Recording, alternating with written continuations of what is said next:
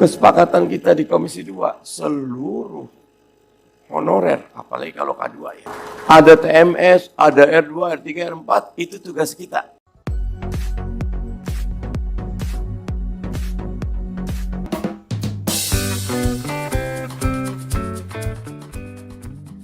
Assalamualaikum warahmatullahi wabarakatuh. Apa kabar rekan-rekan semuanya? Wabil khusus rekan-rekan yang masih menantikan kebijakan pengangkatan R2 dan R3. Di sini kita menyampaikan audiensi terbaru kepada BKPSDM untuk usulan formasi pengangkatan R2 dan R3. Tentu saja kalau formasi diusulkan ini untuk pengangkatan rekan-rekan menjadi full time. Bagaimana info lengkapnya? Ikuti video ini sampai selesai.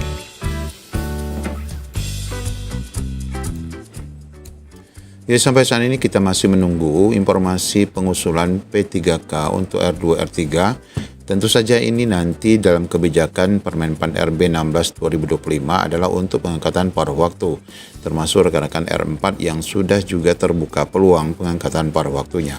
Namun untuk kedepannya P3K untuk R2 R3 ini memang tetap harus terus berjuang ya untuk mendapatkan formasi yang bukan hanya pengusulan paruh waktu tetapi mengharapkan adanya pengangkatan full waktu ataupun P3K penuh waktu. Nah, di sini ada hasil audiensi ataupun pertemuan perwakilan aliansi P3K untuk R2 R3 bersama BKD ataupun Badan Kepegawaian Daerah.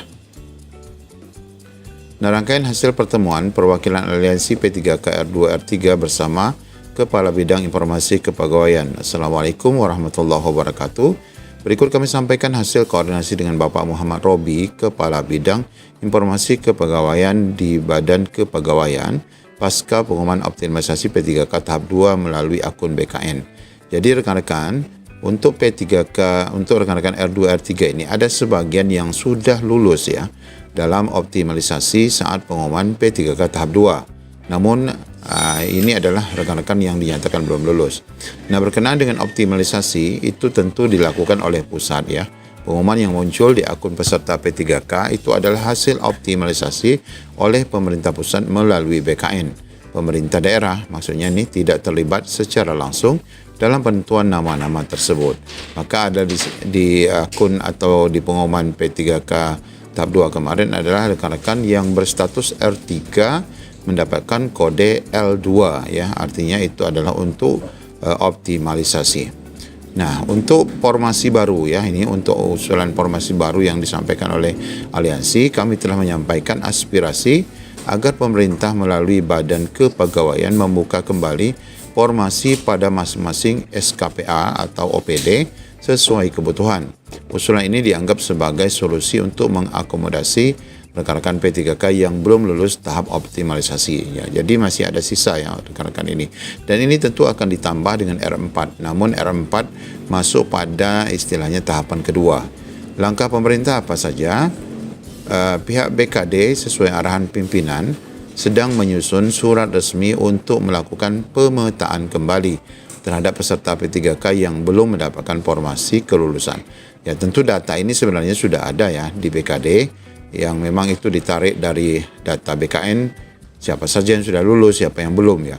Surat ini rencananya akan diserahkan ke masing-masing SKPA atau OPD dalam waktu dekat. Nah, ini artinya OPD diminta untuk mengusulkan siapa sih data pegawainya yang masih berstatus R3 atau R2 yang memang sama sekali belum mendapatkan kesempatan bahkan di momen optimalisasi kemarin.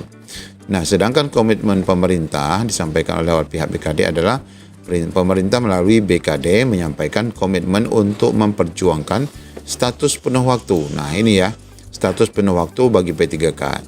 Walaupun sekarang mekanisme yang diusulkan adalah paruh waktu, tapi memang jika ada formasi maka ini otomatis akan menjadi penuh waktu ya. Dan ini rekan-rekan semua tidak perlu lagi untuk diseleksi ya. Ini langsung saja nanti berdasarkan perangkingan tentu saja siapa saja yang masuk dalam penuh waktu. Kalaupun formasinya kurang maka mereka langsung akan menjadi penuh waktu.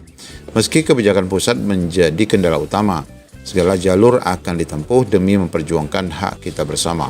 Terkait dengan sistem dari BKN, pemerintah akan usul sistem manual dan jika BKN meminta via sistem, maka pemerintah meminta kepada Menpan RB untuk membuka akun untuk bisa dibuka akses penambahan formasi by system. Nah, sebagaimana disampaikan Kepala BKN, memang pengusulan ini langsung untuk kedepannya langsung ya, tidak mesti istilahnya per periode penerimaan CSN itu. Jadi jika memang ada kebutuhan langsung dibuka. Jadi pemerintah daerah nanti seleksi CSN itu nanti tidak serentak ya. Siapa yang punya usulan formasi dibuka dan langsung ada penerimaan.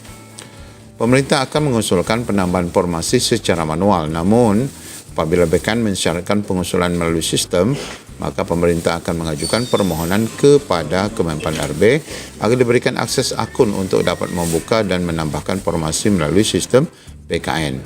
Kepada teman-teman P3K R2R3 dimohon tetap bersabar dan terus mengikuti informasi resmi. Percayakan proses ini kepada pemerintah sembari terus berdoa agar pelantikan dan pengangkatan berjalan lancar. Nah, kalau kita mengacu kembali pada statement Pak Zudan ya, Kepala BKN, memang harus ya diselesaikan paruh waktu pun itu harus tahun 2025. Kalau paruh waktu nanti diangkat paruh waktu ya dengan gaji sama seperti sekarang dan diberikan nomor induk pegawai. Tahun ini ya. Nah, kalaupun ada pengusulan penuh waktu, ini juga harus ditargetkan pada tahun 2025. Meskipun tidak menargetkan pada bulan Oktober, karena bulan Oktober itu pada prinsipnya adalah target secara khusus bagi rekan-rekan P3K tahap 1 dan P3K tahap 2 yang sekarang sedang mengisi DRH, yang mudah-mudahan itu juga akan segera terwujud ya untuk pengangkatan rekan-rekan. Namun saat ini untuk P3K tahap 1 sendiri tentunya masih menyisakan beberapa daerah ya yang belum adanya pelantikan ya sampai saat ini, karena memang batas waktunya masih sampai Oktober 2025. Ya, jadi rekan-rekan semua update selalu informasinya sebagaimana yang kemarin kita lihat juga dengan pertemuan Pak Mardhani Alisera. Nah, ini juga masih ada cuplikan video lainnya, video barunya ataupun maksudnya video statement yang lain yang disampaikan pada pertemuan bersama kelompok P3K ya, yang sudah menjadi forum bersama Ibu Nurbaiti, yang ini juga memberikan istilahnya janji-janji politik untuk pengangkatan rekan-rekan semua dan penyelesaian pada tahun 2025. Mari kita simak untuk penjelasan lengkapnya. 2015 tuh kamu udah jadi ASN. Urusan honorer bukan diperjuangkan oleh satu partai, apalagi satu orang. Tidak, semua partai memperjuangkan. Tapi kebetulan yang lain mungkin kalau di WA tidak jawab gitu loh. Kalau diminta tidak ketemu, tidak datang, saya WA jawab, minta ketemu gitu loh. Akhirnya kayak gini. Nah, tapi saya tidak ingin menguasai APK. APK harus jadi organisasi yang mandiri. Tugas utama APK membela kepentingan anggota APK. Kesepakatan kita di Komisi 2, seluruh honorer, apalagi kalau K2 ya, honorer terdaftar dalam database BKN itu harus diangkat jadi ASN. Ada TMS, ada R2, R3, R4, itu tugas kita. Harusnya 2014, 2015 tuh kamu udah jadi ASN. Karena teman kamu ASN PNS waktu itu. Tapi kamu sabar mengabdi, sabar bekerja. Ya, makan hati sabar udah. Udah yang jelek-jeleknya dalam sendiri dulu. Pokoknya kita sekarang yang bagus-bagus dulu. Kita mau berjuang. Nah,